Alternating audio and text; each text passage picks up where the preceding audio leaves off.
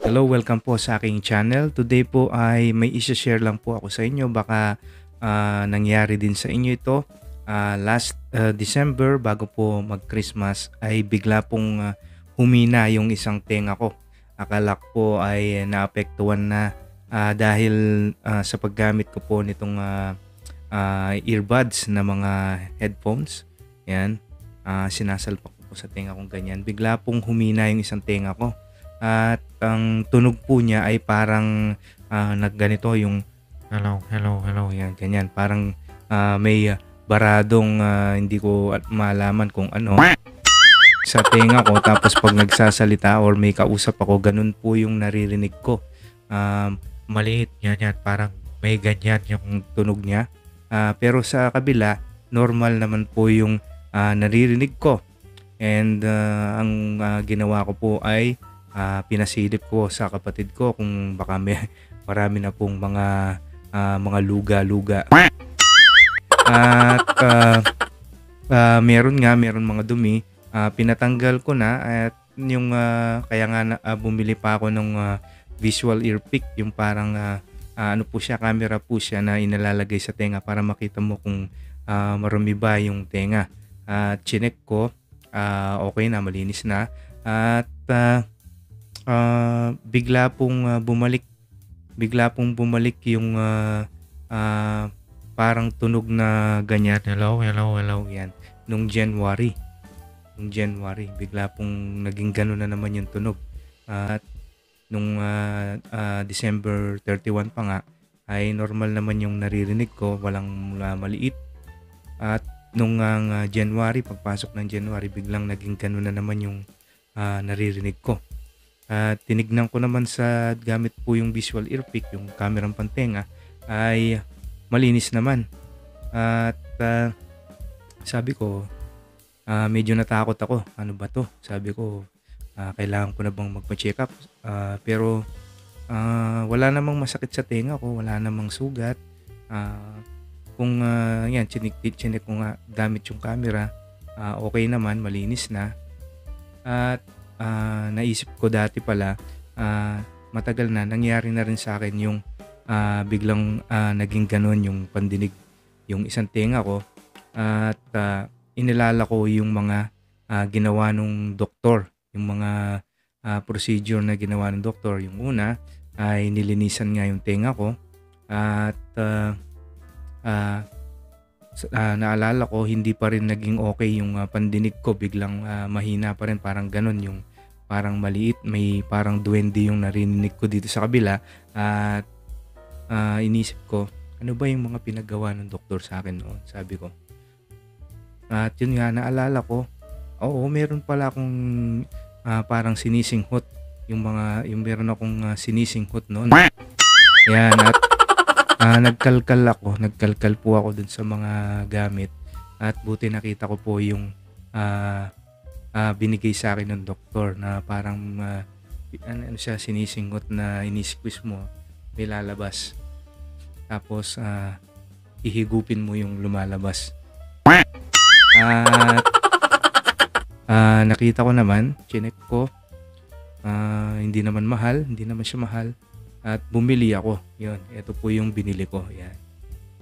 Ayan. Sodium chloride salinase. Yan. Ang price po nito, nasa 150 pesos lang po yung isang bote ng ganito. Tapos, bumili ako nagtitipid ako. Bumili ako dun sa generic.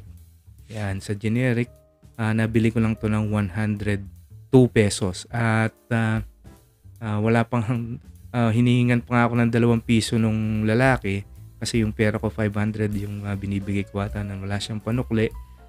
Sabi niya, okay na sir, sabi niya.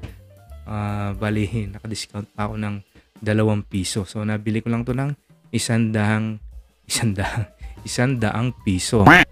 Yan, dun sa Generica. Generica ba yan? Oo, Generica Pharmacy. Yan. Binigay lang sa akin ng 100 piso yung ganito. So, kaya ko sinishare po sa inyo dahil ano naman to, safe naman. Tsaka wala po siyang wala po siyang side effects. Yan. Ito yung nakalagay sa indications na ginagamit ito to relieve moisture dry, crusted and stuffy nostrils due to allergy, colds, and overuse of antihistamine and decongestants. Yan. Pero ginamit ko to. Yan, ginamit ko to ng 3 days. 3 days. Sa loob ng 3 days po, naging okay na ulit yung pandinig ko. So, tama po yung ginawa ko at kaya ko po ito sinishare. Baka may mga nakaka-experience din na ganun para po hindi na muna tayo mapapagastos pa ng malaki. At kung wala namang masakit o kumikirot sa tenga nyo, kung napasilip nyo naman sa mga kasama nyo sa bahay, kung wala namang sugat or walang tumutulo, basta biglang humina lang yung pandinig nyo, ay bumili muna kayo ng ganito. 150 pesos lang or 100 lang na mabibili nyo. Try nyo munang gamitin to ng 3 days. So ako mga everyday, 3 beses ko pong ginagamit ito. Ganito lang po siyang gamitin. Ayan. Ayan, tatanggalin mo yung cap. And then, mga 3 times. Ayan. 3 beses mong squeeze. And then, yung lalabas na liquid, anin mo, ayan. Hihigupin mo. Ayan, perti sa kabila. Ganyan din. Then, hihigupin mo. Tapos, yung ginawa ko, yung tinuro pa sa akin ng doktor, ay tatakpan mo yung ilong mo lang ganyan. Tapos, magbublow ka ng wag naman masyadong malakas. Yung tama lang na maririnig mo, parang may lalulukot dito sa tenga mo. Mga 10 seconds, ganyan. Ginawa ko po yan araw-araw. And after 3 days po, naging okay na yung pandinig ko. Siguro, dahil nung una pong nabingi ako ng unang beses, ay sinipon po ako nun. Tapos, sumisinga po ako ng malakas. Ganyan, para mailabas po yung natuyong sipon. At baka daw may napuntang sipon papunta sa tenga ko. Kaya kailangan ko pong gumamit ng ganito para lumambot or para maging okay na ulit. So, yun lang po, sinishare ko lang po ito para baka bigla rin nabingi yung tenga nyo at natatakot kayo, baka ay subukan nyo muna po ito. Yan. Sodium chloride, yung generic name niya, sodium chloride salinase. Yan. Nasal spray. Yan. Nasal spray po yung tawag dito. So, bilhin nyo muna. Wag po kayong mag-alala.